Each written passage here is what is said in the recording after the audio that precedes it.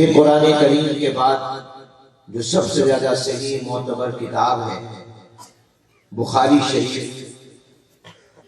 یہ جس گھر میں ہو، جس جگہ ہو، تو کہا جاتا ہے، اہل علم فرماتے ہیں کہ یوں سمجھو کہ اللہ کا نبی باتیں کرتا ہے۔ تو یہ مجلس گویا سرور کائنات صلی اللہ علیہ وسلم کی مجلس ہے۔ امام بخاری رحمت اللہ علیہ کا نام محمد ہے، ان کے والد کا نام اسماعیل ہے۔ میں کہا کرتا ہوں کہ امتی محمد سے اللہ نے نبی محمد کی حدیثوں کا عظیم الشان کام لیا۔ امتی محمد نے اپنے نبی محمد صلی اللہ علیہ وسلم کی حدیثوں کا عظیم الشان کام کیا، ایسا کام کیا کہ پوری دنیا کے عرب و عجم کے علماء کے سر جھک گئے۔ اجمی تو اجمی، عرب علماء نے بھی کہا کہ قرآن کے بعد یہ سب سے زیادہ صحیح کتاب ہے، یہ سب سے زیادہ معتبر کتاب ہے۔ اور میرے دوستو، اللہ جس کو چن لے، حالانکہ ان کے خاندان میں شروع سے اسلام نہیں، بلکہ ان کے نسب میں اوپر جا کر جو آتے ہیں وہ آگ پرست مجوسی تھے، آگ کی پوجا کرتے تھے، مگر اللہ نے جب قبول کیا تو ایسا قبول کیا کہ وہ محمد بن اسماعیل جس کے خاندان کے اوپر اجداد مسلمان بھی نہیں تھے، مومن بھی نہیں تھے، وہ اللہ کی توحید کے بھی قائل نہیں تھے، وہ آگ کی پوجا کرتے تھے، کافر تھے، مشرک تھے، آتش پرست تھے، مگر اللہ نے اسی خاندان کے ایک بچے کو، ایک فرزند کو، ایک عظیم شخصیت کو ایسا قبول کیا کہ دنیا میں آج تک حضور کی حدیثوں پر اتنی صحیح کتاب نہ پہلے کسی نے لکھی نہ بعد میں جیسی امام بخاری نے لکھی۔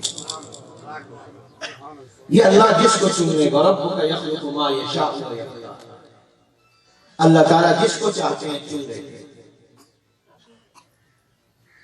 آخری باب امام بخاری رحمۃ اللہ علیہ نے قائم کیا، قرآن کی آیت کو ہی عنوان بنایا۔ یہ ان کی عادت ہے کہ یہ قرآن کریم کی آیت کو ہی عنوان بنا دیتے ہیں۔ جیسے آپ دیکھتے ہیں اشتہاروں میں عنوان ہوتا ہے، تو عنوان اور ٹائٹل اپنے الفاظ کی بجائے قرآن کو بناتے ہیں، حضور کے فرمان کو بناتے ہیں اور اشارہ کرتے ہیں کہ میرے کلام میں وہ برکت ہو نہیں سکتی جو اللہ کے کلام میں برکت ہے، جو قرآن میں برکت ہے، جو حضور اکرم صلی اللہ علیہ وسلم کے کلام میں برکت ہے۔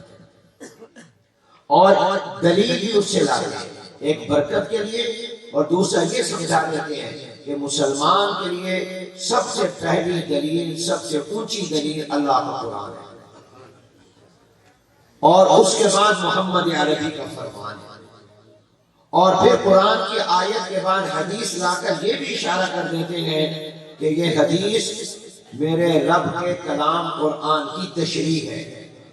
حکیم الاسلام حضرت قاری طیب صاحب رحمۃ اللہ علیہ فرماتے ہیں اللہ نے دو قرآن اتارے، ایک قرآن کریم یہ ہے جو اوراق میں، جو نماز میں پڑھا جاتا ہے، اور ایک قرآن وہ ہے جو اللہ نے حضور کی شکل میں اتارا۔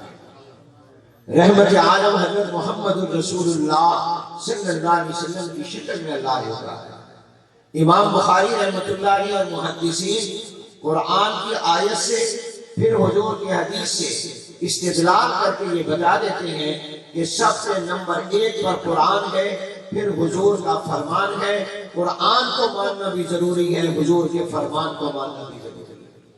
قرآن حضور کی حدیث کے بغیر سمجھ نہیں آ سکتا، اس لیے قرآن کی آیت کی تفسیر اور تشریح امام بخاری رحمۃ اللہ علیہ اور دیگر محدثین بھی حضور کی حدیثوں سے کرتے ہیں۔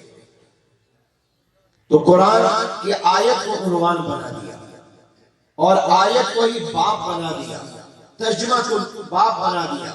اللہ تعالیٰ فرماتے ہیں بسم اللہ الرحمن الرحیم وَنَضَعُ الْمَوَازِينَ الْقِسْطَ لِيَوْمِ الْقِيَامَةِ، ہم قیامت کے دن انصاف کے لیے انصاف والے ترازو قائم کریں گے، اور ان ترازو میں ہم لوگوں کے، انسانوں کی نیکیاں بھی تولیں گے اور گناہ بھی تولیں گے۔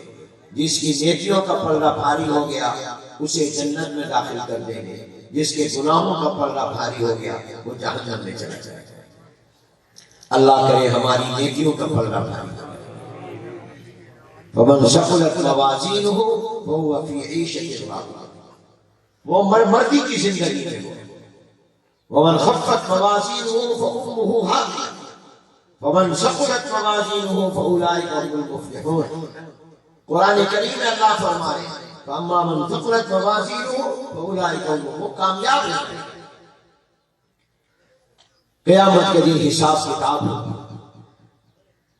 اسلام نے جن بنیادی عقائد کی تعلیم دی ہے کہ ہر مومن اور مسلمان کے لیے ان عقیدوں پر ایمان اور یقین ضروری ہے، ان میں ایک عقیدہ قیامت کا عقیدہ ہے، آخرت میں حساب و کتاب کا عقیدہ ہے۔ اگر اس عقیدے کو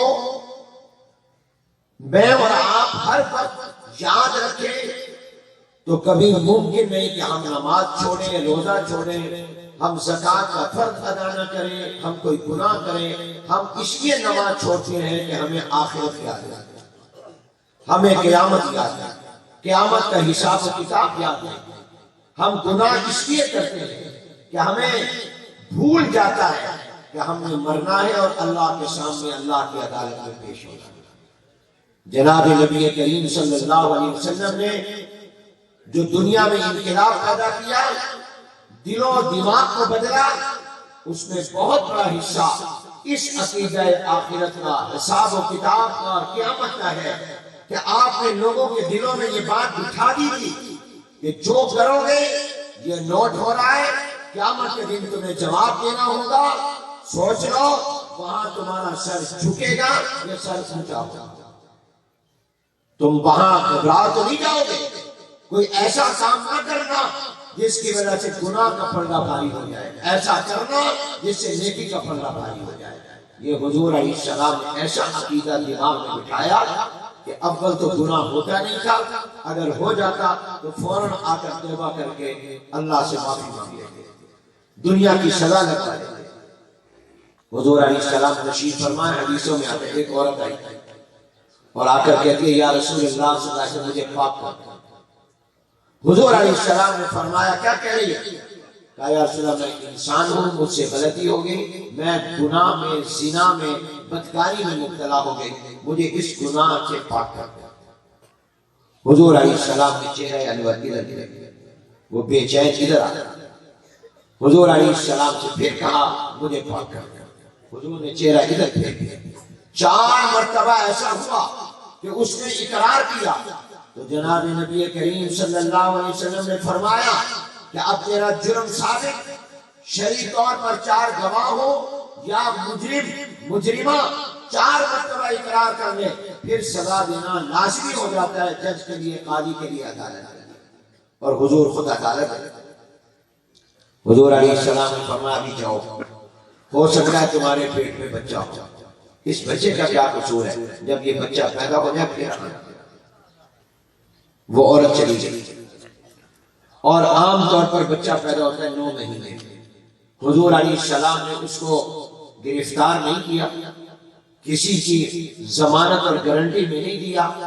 حضور علیہ السلام نے یہ نہیں کہا کہ اب ہمارے اوپر شریعت کا حکم جاری کرنا، سزا دینا واجب ہو گیا، لازمی ہو گیا، یہ کہیں چھپ نہ جائے، یہ عورت روح پوش نہ ہو جائے اور ہو سکتا ہے دوبارہ نہ آئے، لہذا تم اس کے ضامن بنو گے، اس کو حاضر کرو گے اور اس کی نگرانی کرو، جب بچہ پیدا ہو جائے تو اس کو لانا۔ نہیں، حضور کو یقین تھا کہ میری اس صحابیہ عورت اور مومنہ کو جو اللہ کا ڈر، قیامت کے حساب و کتاب کا ڈر، آخرت کا ڈر پہلے لے کر آیا ہے، وہ دوبارہ بھی لے کر آیا، وہ دوبارہ بھی لے کر آیا۔ حضور نے آزاد چھوڑ۔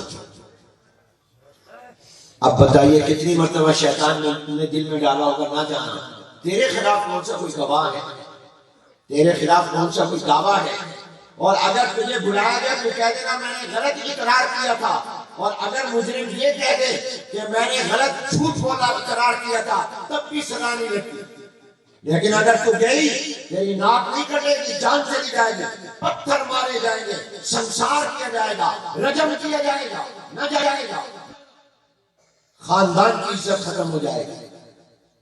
یہ کتنے مرتبہ وسوسے اور کس کو جان پیاری ہے۔ اور اگر شادی شدہ ہو کر کوئی یہ جرم کرے، گناہ کرے، تو اس کی سزا اسلام میں رجم ہے، پتھر مار مار کر مارنا ہے۔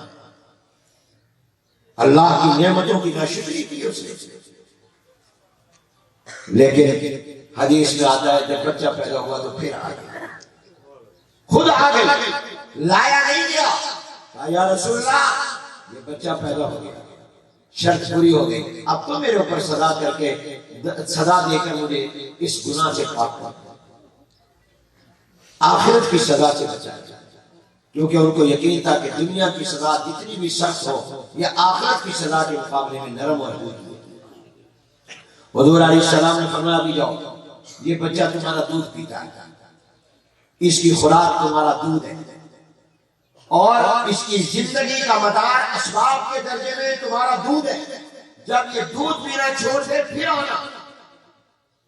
اور شرعی طور پر دودھ پینے کی عمر 2 سال یا 2.5 سال، کتنی بولو سمجھا کرو، کتنی ہے؟ 2 سال۔ امام ابو حنیفہ کے نزدیک 2.5 سال ہے، صاحب نے 2 سال، بعض حضرات نے 2 سال پیدا ہونے کے لیے۔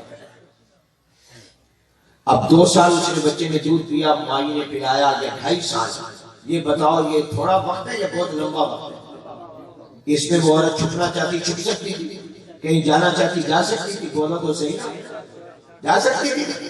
اور اگر کہیں بھی نہ جاتی، حضور بلاتے تو یہ اگر کہہ دیتی کہ میں نے غلط اقرار کیا تھا تو پھر بھی بچ جاتی کہ نہ، کیونکہ گواہ جو نہیں ہے، کسی نے دعویٰ تو نہیں کیا، خود آئی ہے۔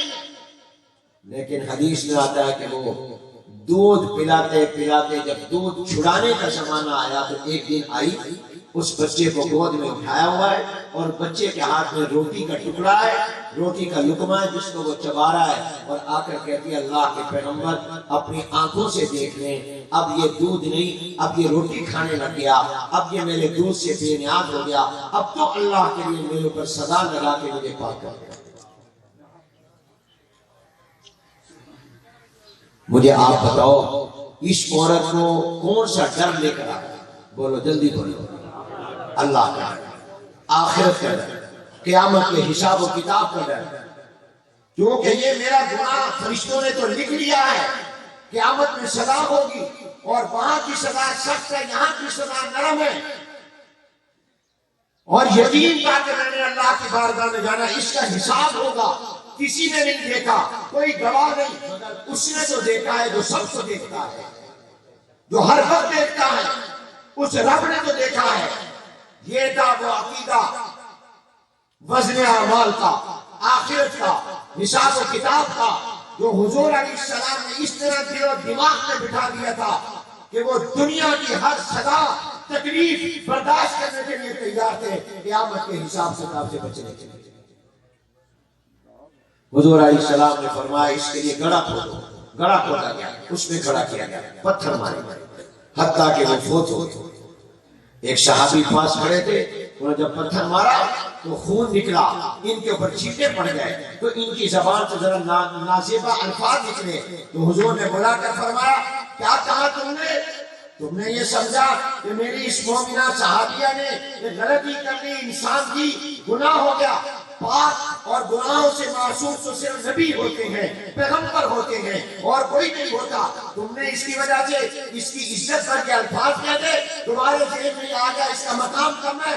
سنو، اس نے ایسی توبہ کی ہے کہ اگر اس ایک ہی توبہ کو تمام مدینے والوں پر تقسیم کیا جائے وہ سارے بخشے جا سکتے ہیں۔ اس صحابیہ اور کی توبہ کو